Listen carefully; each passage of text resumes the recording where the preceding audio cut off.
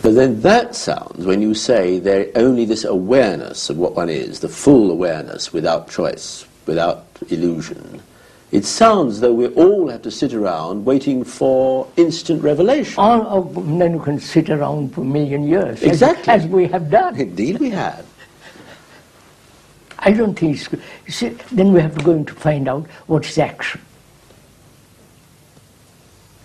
Is there an action which doesn't create conflict, in which there is no regret, which under all circumstances, whether it's when we live in a poor society or an affluent society, it has action that must be always correct. To find that out, one has to go into the question of what is actual action is now. Is either idealistic action, future, or action based on past memories, which is knowledge, or is there an action independent of the future of time? That's the whole point, isn't it? Well, we can't stop time in its tracks. It rolls on. Time, as by the watch, by day, it goes on. But is there psychological time, inward time? There isn't. We have created that cycle. So it seems then that whatever the thing is, it is complete and instantaneous. Yes. It is not something you can build up layer by layer. Absolutely not. Illumination is not a gradual process. Yes. Then it is not an illusion. It is not enlightenment. Because you allow time, gradual becoming something. You know, in this context, I would like to ask you this. You have a school here. What do you teach the children? What do you teach the children? If you can't build this up for them, for any of us, old or young, I presume, what do you teach? The academic subjects. Yes, but in these areas. Of course. How? Also point out all this. How to live correctly. What it means. Well, you see, philosophers throughout the ages have discussed that very point, how to live correctly. What is correct living, right living, as Socrates called it? That's right living. And can you teach that? You can point out. You can say, don't be a slave to society, don't be this and that, but you have to show it, point out. It's up to them. But can we live in the real world that we do live in which we have to catch trains and go to offices and buy bread in the Yes, sir, shop? I've done all those. How can we combine all the pressures of the mundane I don't admit around pressure. us? I wouldn't do anything under pressure. You wouldn't? I wish I refuse. No, both intellectually and psychologically, I refuse to be under pressure. I don't mind starving, I don't mind having no job, but I refuse to be put in that position. But you see, this is really what I meant when I said, what is the secret? Because you say you will never be put under pressure, and indeed I can see and understand that when I need to look at you or read you or listen to you to know that. But what about the rest of us? How do we get out from under this burden? If we all say we won't be under pressure... We all are under pressure all the time. No, we won't be. How can we refuse it? I mean, how can we live in the real world? The job is waiting for us. We're going to be late. We've got an appointment. Just me, that brings up whether society can be changed. Well, cannot society be changed? I mean, no, whether society can be changed. Yes. The communists tried it. The socialists are trying it. Various systems are trying to change society. Yes. Now, what is society? It's an abstraction of our personal relationship.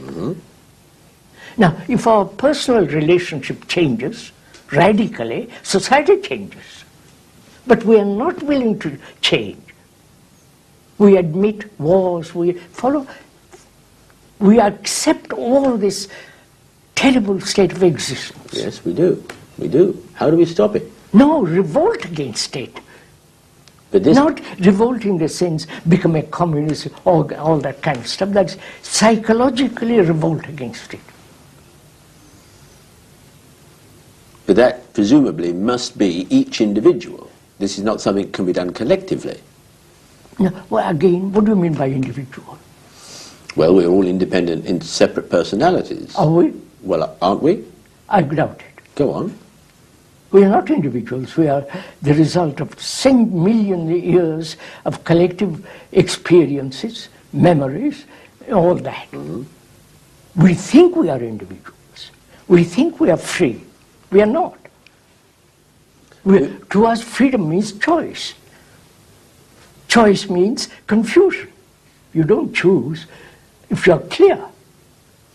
You said once, one of your most striking phrases, I remember, that your purpose was to set man free. Yes. Sounds, yes. It's the most important thing in the world, after all. Yes. But how do you go about that? How do we set ourselves free? Because presumably we have to set ourselves free, is what you meant. How to show us how we set ourselves free. How do we set ourselves free? To be aware of our conditioning. But our condition may be terrible, miserable, wretched. No. What is our conditioning? Well, that varies from individual to individual, surely. I doubt it. No? No. We are conditioned by fear. Yes. Which is common to all mankind. Mm-hmm. We are conditioned by our pleasure, which is common to all mankind.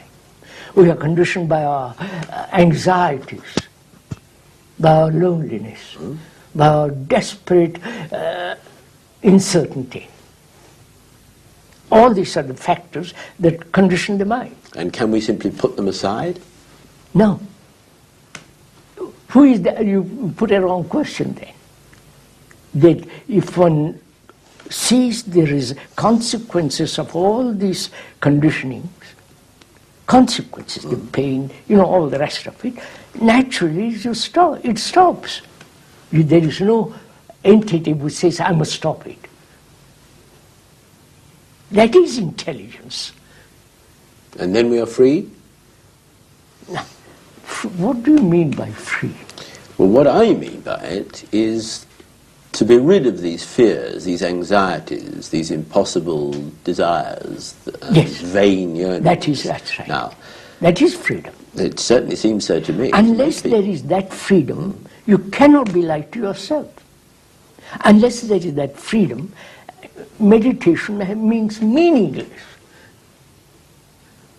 You see, everybody thinks it's the other way around. I know. You reverse this, don't you? That is a fact. You see, we think of the systems, the beliefs, the faith, the work as a means to getting to this state of freedom. You start with the state of freedom.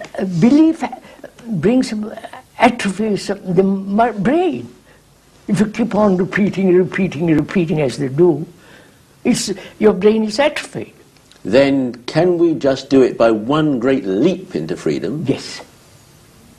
That is, to have insight into all this. Instantaneously? Yes. And any of us can do it? Anybody who is attentive, who is inquiring, exploring, trying to understand this terrible confusion of life. At any age? No. You are putting, no, of course, a baby can't do it. No. A child can't do it. But we don't have to spend a lifetime in practicing. Forgotten, of course not. Then death is waiting for you. It's waiting for all of us. For all of us. Thank you very much, Krishnamurti.